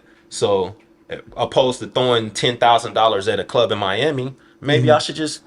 Here's $7,500, right? So hanging out with those, I don't know if they was rich or well off or what. Hanging out with those brothers didn't lead you to where you were at. But what would you say led you there? What you said the Kappas gave you For sure. some type of assistance. Were they the people? Not financially, no. More so just connection wise. Yeah, connection wise, support wise, just not being a problem in my life that's also a big part of the thing. Yeah.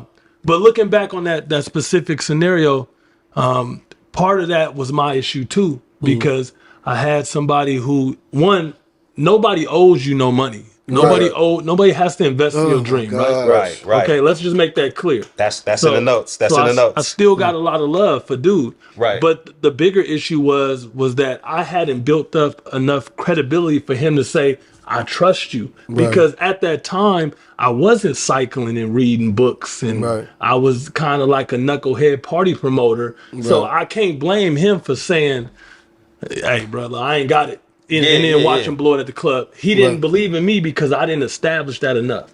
He didn't believe in you because you didn't believe in yourself probably at that time. No, I believed in myself, but we watch patterns. We watch characteristics, right? Okay. Like, so it's that at that moment, that person didn't see that in me.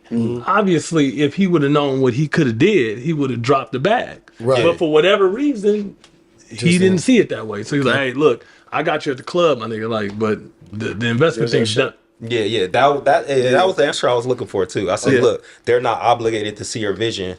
See, it said it right there. So 100%. I say that to say, like, just hanging out with them ain't enough. You feel me? You still gotta build yourself up. Don't think just because I'm with Zoe, I got a Benz. No, Zoe got a Benz. Or just because I'm with Zed, you know, I'm not in shape. I gotta go lift my own weights. You know what I'm saying? Don't think because you hanging out with 4 rich niggas, you gonna be the 5th. Exactly. It makes it more likely. Yeah. Because then you start. It's just you might stumble upon some shit, but still, even without them, you still gotta build yourself up. Don't 100%. You know what I mean? Like hanging out with 4 low lifes, you more likely to get in negativity because negativity is easier to materialize. Not to cut you off, but when you said that, and the reason why I use, let me say, Bolo, Rob, and Mill, for example. So, for those guys, those 3 guys, and like I said, they really don't put they don't put any negative energy. So, like, when we're around like-minded, you get what I mean? Like, we all on the same wavelength. We challenge each other, man-wise. Yeah. We push each other on a different level. And it's to a way of, if we sitting 3 right here, Bowler, Rob, and Mill is sitting right there, and we talking, and somebody here, they be like, "Damn, they harsh at each other," but they're challenging my manhood. You said you want this shit, but what are you gonna do for it? And that's just like Alonzo. Me and him. A lot of people think that, damn, y'all be just going at it. No, we challenge each other. Get your shit together. Right. You feel me? Like, we're brothers. If we say we brothers, and I'm calling JJ my brother, if I see him doing wrong, I should be able to get on his ass and him not take it like, oh man, damn, so why you belittling me? Now it's some shit I want to say in front of somebody else that's not close as, you know, as me, him, and Mill and Alonzo. I won't say it in front of them, but I'll say it when it's just me and JJ. Vice versa. Hey, Zoe, like, bro, you need to calm down. And we just had this conversation about Zed. Bro, you got a good girl, stay on your shit, do what you got to do. And vice versa, like, hey, Zoe, you said you want to do this? No, we was talking about. Yo, hey, fuck, bro, shit, my nigga. But hey, we go bleep that we'll out. bleep that out. Bleep that but shit I'm out, just saying, my like, we shouldn't, like, I just, man, come on, bro. like, but I'm saying though, if I see my brother trying in a relationship, I shouldn't be trying to get his ass to go to a club and entice him to do some shit. For sure. You get what I mean? When I know he's trying to do right. For sure. You feel me? And that's been my problem before. Because, like, in my head, like, shit, I'm going to take you out, but you're a grown-ass man. If you're going to sit there and mess with somebody, that's on you. But instead, that's your brother. You should, like, no, you know, sit this one out. We're on some wild shit tonight. Yeah, You feel me? For sure. He might not be strong enough to be like, nah, hey, I'm going to sit this all right. You just want to go kick it with the bros. But you know the bros got 4 or 5 hoes with them. Yeah. And it's 4 of us niggas. You're going to be the 5th one. You feel me? Yeah. So that's what I'm saying. We got to hold ourselves more accountable. You feel me? And like, that's what I can't preach this now. That's what I really like. I really genuinely love the people I hang around with because there's no bullshit. Like, if we on bullshit that night, you know we on bullshit. But it's other than that, hey, bro, take your ass home. Go do what you got to do. We'll get your Uber. Me and Alonzo broke my chain before. Him leaving Club 1. Nah, nigga, I'm not letting you leave drunk like this, bro. Call your ass an Uber. We'll call your girl. I'm not letting you get in a car like this, nigga. Yeah. There's no way. You think you okay? No, you intoxicated, bro. We'll fight. We'll do whatever. We'll worry about this shit tomorrow. But, nigga, there's no way I'm letting you get in the car, nigga, and I know that you're, like, stumbling. You feel me? Like, that's what type of brother that I'm talking about. Do you? I'm pretty sure you do, brother. Zed, you just cut me off right now. I'm sorry, bro. That's the quickest way to get your ass beat online. But I'm just saying, like, let me finish. That's what we need, a check. Yeah. And that's what I feel like, that's what like me becoming a Muslim did for me, and I'm pretty sure the way how you explain it, like you becoming like part of the fraternity, that's what it did for you. Somebody to hold you a check and accountable. And like us as black men, we need that because we come from sometimes fatherless homes. If not our father's not in it, he's incarcerated, and sometimes we don't get incarcerated. We don't get that. You get what I mean? So that's what I'm saying. That's why you say you my brother, we're gonna hold each other accountable. You get what I mean? And that's what your ass gonna do. Like, don't just be out here bullshitting and carrying on. Like, no, you need to do something with yourself. You get what I mean? And to me, there's no better example than JJ. JJ got like 20 jobs. Oh, God, bro. He's got 20 jobs. Oh, God, like, for a man to tell me, or like a man to come up with an excuse, like, man, I can't do something. And him and Alonzo, they are the most getting job type of persons that you'll ever meet in your life. Yeah. Random shit. Like, nigga, when did you become a greeter at Walmart? Like what? What are you doing here? But I'm saying that because it's by any means necessary to get the fucking job done. Yeah, bro. And they don't have that big ass pride like me. You know what I mean? They got, hey, no, I got to get this job done. That's what it's about, getting to that bag. I'm looking for another one too. That's what I'm saying. Oh, God, he's bro. a podcaster. We just found out he's a gun handler, and like he does hella shit, DoorDash, hella shit, and he's not embarrassed. And there's nothing to be embarrassed about because you're a grown ass man. You got bills, and he knows what he wants to do. He knows like this is what I want to do. I ain't gonna lie. Probably like in like 2 years and a year when it's podcasting shit, like he just can sit back and like, damn, I created that. I did all of that. Now I can just sit back and push a button and somebody else can, do it. You feel me? And he helps everybody. Yeah. Even when he's tired, he don't want to like. He's like that even when it's time to go to the club. He don't really want to go, but he'll go. Yeah. Because he's a supporting type of person. You get what I mean? Hey, Zoe, give me that call. Zoe, Yeah. Zoe don't even really be wanting to go. He just want to go ruffle some feathers. Yeah, like, that's bro, I just want to go. I hear it in his voice. Yeah, Like, JJ gonna go, I'm bro. gonna go with you, dog. JJ came with me on a crazy mission. JJ, come with me. I'm on bullshit. I'm telling you right now, JJ. I'm letting you know. I'm not letting you just walk into something. I'm on bullshit. That nigga's like, damn, I see your chest poked out and shit. We going there. Hey, let's fucking go. JJ, he just, all right, y'all. I'll see y'all later. Like, he just walk out with shook like 4 hands. Yeah, he shook 4 hands. But that's what I'm saying. Like, just, we got friends. I know not to call Mill no shit like that because I'm like, so, I don't need nobody talking me out right now. JJ, say what you got to say, but come with me, have my back, and let's just get the fuck up out of here. You get what I mean? That's hella funny. Like, to be honest, JJ is a quiet one out the group, but he's the first one to swing. Yeah. And that's been good and bad for us. But like, overall, like, that's why I said, bro, I'm 34 years old. I don't need no new friends. I'm happy with everybody that's around me. Yeah. You know what I mean? We shake hands and touch bases with people who's not on bullshit, that's positive, just doing something in the community. Yeah, we can fuck with it. But all that other bullshit, man, I ain't 19, I ain't 20 no more, So, no, I respect that. Yeah, like I that's get that. The $1 million is not just a financial thing, it's a mindset thing. You get what I mean? And that's what you got to have around you too. Because a lot of people don't have that drive in them to be a millionaire. I'm okay with making 50,000, 60,000 a year. That's fine. That's on you. But for us, we want to become millionaires. You get what I mean? So, James, let me segue to something because Zoe said something. Bro, people don't know, like, they see the business guy, they see the cyclist that's downtown with his book walking. Like I said, I didn't bumped into you, I didn't see you in passing, and I know when you walking and shit, you don't want to stop. That's why. What's up, bro? You on your shit. Yeah. Like, how far did you come from the kid in Oakland to the man you are now, and you be like, because me and Mill was talking, I was like, yeah, James gonna come on. He's like, yeah, like, James is smart, bro, and we didn't have a conversation, but like, James hood too, though. Yeah. I'm glad you told me that. And I mean, you told me a story I don't want to say out here, but you told me it was like, no, you can say ain't nobody gonna see this. Nah, but like you was telling me a part where you and I call him the other Zed, me and him. I think y'all was in Oakland or something. Fresno. No. Well, you was like the little homie kept like trying to talk to y'all. Y'all was getting something to eat outside. And he was like, "Nah, bro, keep it pushing." I can't remember what you two said. I want to say it was Zed. That's when you was. Cause y'all, I always got that. Yeah. Y'all went back to the Bay. Yeah. And well, you was just like, we grew up in the Bay. Yeah. It's like Zed from the Bay too. Yeah. From the town. He's from the town, bro. It's like it's a couple of them. Yeah. Bro, you know what? Like, I'm gonna keep it a buck with it, bro. Like, I mean, because where I come from, I always had to be on that. Right. Like, even to this day, like, I'm not no gangster, but I'm not nobody to play with. Right. You know what I'm saying? Like, so back in the day, I was kind of overextending it because that's just how that's how I kept motherfuckers off of me. Right. Like, when I met him, I was getting suspended when he walked in the office. Y'all went to the same school? Middle school, high school, college, all the shit. Oh, y'all know each other like that? Yeah, and I had just finished beating some nigga ass, Zoe. His name was Zoe. Oh damn, small world. But I was always on the defense because I'm a light skinned motherfucker, bro. Right. Yeah.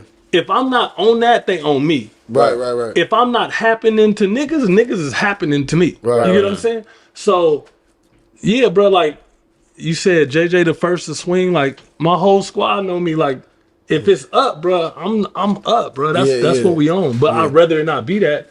But yeah, like that's just survival mode, which I feel like I'm transitioning out of, thank Right. God. But yeah, for sure. Yeah, no, like, bro, I think it's kind of hard. Bro, when you get older, it's just like, bro, look, I don't want no problems, but if you have a problem, then we got a problem. Right. Like, bro, I'm not the biggest nigga. I Not don't by ever far. pretend to be the hardest nigga. But, bro, listen.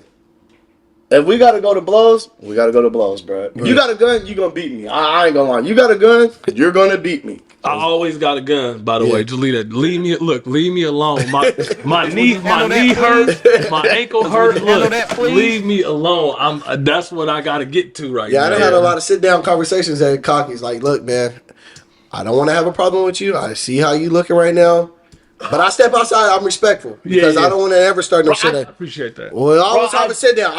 I'm always quick to be like, look, I see how you looking. I know you mad at me. I'll fuck your bitch. But listen, That's always gonna be a problem. yeah, boy. bro. But listen, let it go. Because I know for sure you can't beat my ass. Yeah, So yeah, look, no, just sure. let it go. Bro, I swear to God, and when I say this, bro, JJ can confirm this. I just had a talk with somebody at Kockys, and when I say I talk, we had a gentleman's talk. I didn't press him, he didn't press me. I don't want to make it seem like that. Yeah. But I was like, bro, you know what? If it's tension, all right, bro, let's watch this shit, bro. Because as grown ass men, I'm not ducking no grown ass man. I'm not talking behind your back, brother.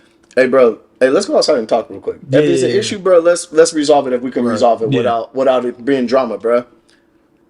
And it went. Hey, bro, look, cool. We don't got to be best friends, but look, bro, I respect you. You doing your thing, and you gonna respect me, bro. And it's and you know, I'm known like, for having to sit down at that motherfucker. Yeah, But you know what? Like that fighting to me really it should belong to little boys. yeah. I ain't getting paid for when, that shit. when you're not in a position to properly articulate yourself and talk it out, there should be some fighting. Right. But as men, as you grow older, you should be developing these means of communication where you can say, you know what, hey brother, look, let's step outside and let's talk about this.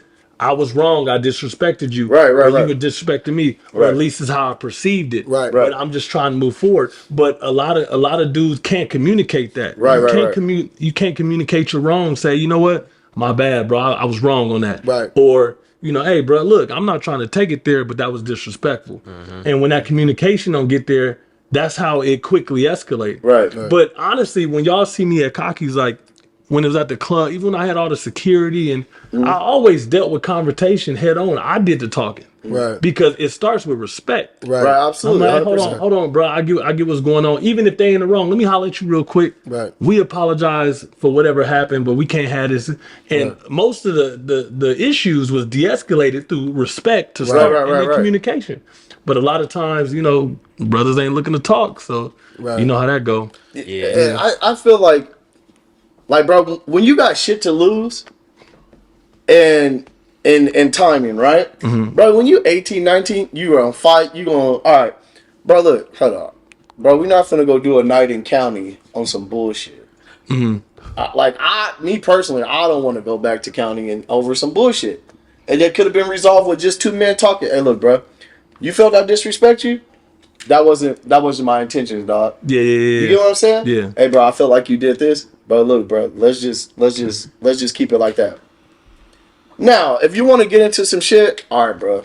Like, we got to. Sometimes shit can be avoided. Yeah, Like, sometimes. sometimes you gotta put pause on the motherfucker. You know it. A lot of James motherfuckers got to be more tipped careful. up. Lawsuits. But I'm saying for you it's a little different. Like I said, when you got shit to lose, nigga, James didn't hit me. The nigga from Kockys, the owner, hit me. Yeah, but you know what? This James hit me right now, boy. I'm laying down for some fucking chicken. Bruh, I done kicked a lot of ass over miscommunications and not getting it. But I will say to younger people, man, like anybody younger watching this, I don't care if you 13, 19, job, no job, whatever. If I would have lost it at 19, we wouldn't have James here right now. Right, 100%. You always had something to lose because you lose that potential. 19? You get what I'm saying? Like it's it's not about what you got, your materialistic things or what you know or what you coming into. It's that if you lose your young self, you can't be your older self. Right. So Yeah, really, that was a real bar right there. so yeah, for sure. Say that again. if you lose your young self, you can't enjoy your older self. Will you handle that, please? If I get myself killed at 18, then we're not even having this interview. Right. We're not talking about Kockys. We're not talking about Fraternity. We're not talking about my son being here. That remind me of a song. You ever heard Duckworth by Kendrick Lamar? No, it's a song. Look it up. It got to do a lot with that. Okay, for sure. I'm gonna check it out for sure. Yeah. James, that's where we gonna end it though. Y'all got some more? Y'all got some real shit? I gotta ask you, are you planning on expanding and going like getting another Kockys on another side of town in Clovis, or you just want to keep it at the Mecca right there? No, we plan on expanding. We actually going to look at some locations on Friday. That's what's up. Yeah, just how to go about that, and really taking the leap. But Kockys is something that we hold dear to ourselves, to the community. So we have to be mindful of how we expand that, right? Because we're not trying to duplicate something that even though I'm from Oakland, bro, Kockys belongs to Fresno. Right, okay. You know what I mean? Like, when I go back home, that's not their culture. They don't have their memories. They can't be like, oh, Thursday. So that's still something that was created and supported by the city, right? Right. Mm-hmm. So I don't want Kockys to become an Applebee's. Right. Right? So, yes, we are going to expand it, but we're going to be mindful of that to make sure that we retain the integrity, the environment, and the history of what we started here. You know what I mean? I am the mayor of Kockys. Damn, I wanted to get into some relationship shit. No. But we'll save that talk for that shit. Bro, this won't be the last time. Yeah, we'll come back when we expand. This won't be the last. James, I sincerely appreciate you, brother, for stopping by, bro. Yeah, for sure. Shout out to you and Mike, man. I wish y'all all the best. Keep running it up. Love what y'all doing over there, brother. You got our full support, brother, and we gonna be there, dog. I appreciate y'all for real, man. I fuck. We should do like a wing contest too. Let's do it. So we can eat the most wings and do like a podcast. Who can eat the most Shit, wings? I'll be done in like 4. I'm crazy. I can't eat a Bro, buffet. I ain't gonna lie. Them 3 wings that we have right now, bro, I was like, damn. And like usually I'm dipping that shit in ranch, all type of shit, bro. But we do appreciate you coming on and taking the time out your busy day, man. For sure, man. Appreciate James from Kockys in the building. James. Kappa James in the building. Yes, sir. I'm Westside JJ. I'm here with the lookalikes. Freeway Zoe, Zed Trilla. Hey, This atone the for your sins. Atone for your sins. Push that like button. Shout out to Below Zero Ice. Look, the ice is still icing. You feel me? Man. What, 2 hours Shout out to in? Below Zero. Omni, appreciate so you, brother. much tequila didn't touch this ice cube. It's still, bro. This a in his lips.